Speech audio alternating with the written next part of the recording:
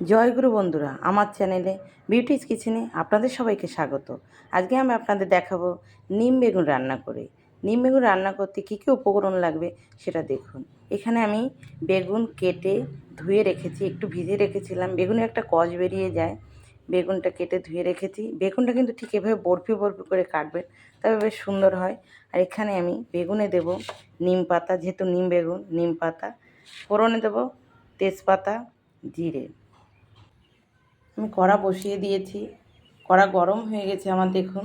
আমি কড়াতে এবার তেল দিয়ে দেব। কড়াতে আমি তেল দিয়ে দিচ্ছি।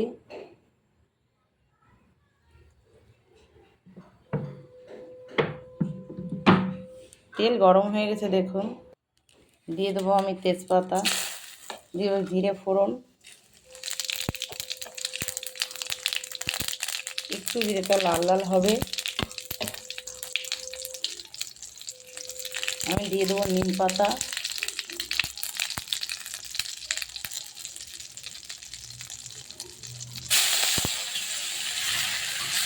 নিম পাতা দিয়ে একটু নিম পাতাটা ভাজা ভাজা করবো।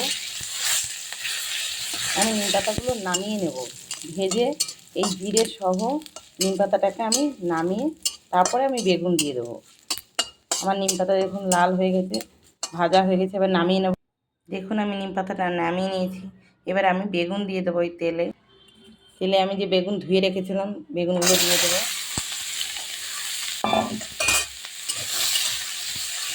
এটা আমি নিয়েছি। এবার লবণ হলুদ দিয়ে দেবো।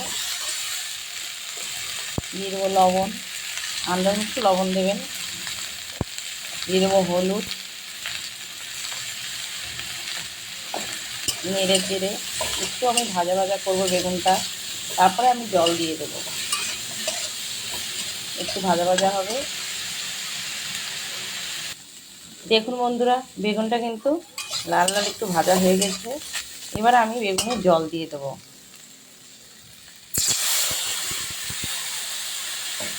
সামান্য জল দেবো, বেগুনটা যাতে সিদ্ধ হয়ে যায়।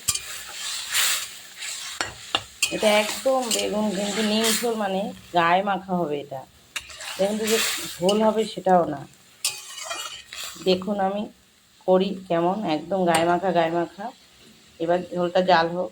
নিম বেগুনে কিন্তু কোনো লঙ্কা দেওয়া যাবে না, তাহলে কিন্তু নিম বেগুনে কোনো গুণ থাকে না। একটু নিম পাতা পড়ছে। দেখুন বন্ধুরা, আমি যে নিম পাতাটা এবং জিরে একসঙ্গে ভেজে তুলে রেখেছিলাম, এটাকে আমি এবার গুঁড়ো করবো এভাবে। আমি কিন্তু গোটা নিম পাতা দিই না। এবার এটাকে জিরে এবং নিম পাতা সহ এভাবে সুন্দর করে গুঁড়ো করবেন, কিন্তু এভাবে গুঁড়ো করে দিলে মিহি হয়ে যাবে, বেগুনের সঙ্গে একদম মিশে যাবে, মনেই হবে না এটা নিম পাতা দিয়ে নিম বেগুন করা হয়েছে। দেখুন বন্ধুরা, কতটা নিম পাতা ছিল, আমি গুঁড়ো করে একদম মিহি করে ফেলেছি পুরো। দেখেছেন একটু হয়ে গেছে। এভাবে আপনারা গুঁড়ো করে নিম ঝোলে দেবে, মনেই হবে না নিম পাতা মুখেও পড়বে না, এবং একসঙ্গে নিম পাতাটা খাওয়া হয়ে যাবে। আর না গোটা নিম পাতা তো ফেলেই দিতে হয় থালা থেকে ভাতের সঙ্গে মেখে। এভাবে আপনারা কিন্তু করে খেয়ে দেখবেন একবার, মনে হবে না আমরা নিম ঝোল খাচ্ছেন। দেখুন আমার কিন্তু নিম ঝোল হয়ে এসছে। এভাবে আপনারা বেগুনগুলোকে সুন্দর ঘেঁটে দেবেন একদম। এরপরে নিম পাতাটাকে দিয়ে দেবো আমি, গুঁড়ো করে রাখাটাকে এভাবে সুন্দর করে এভাবে ঘেঁটে দেবেন।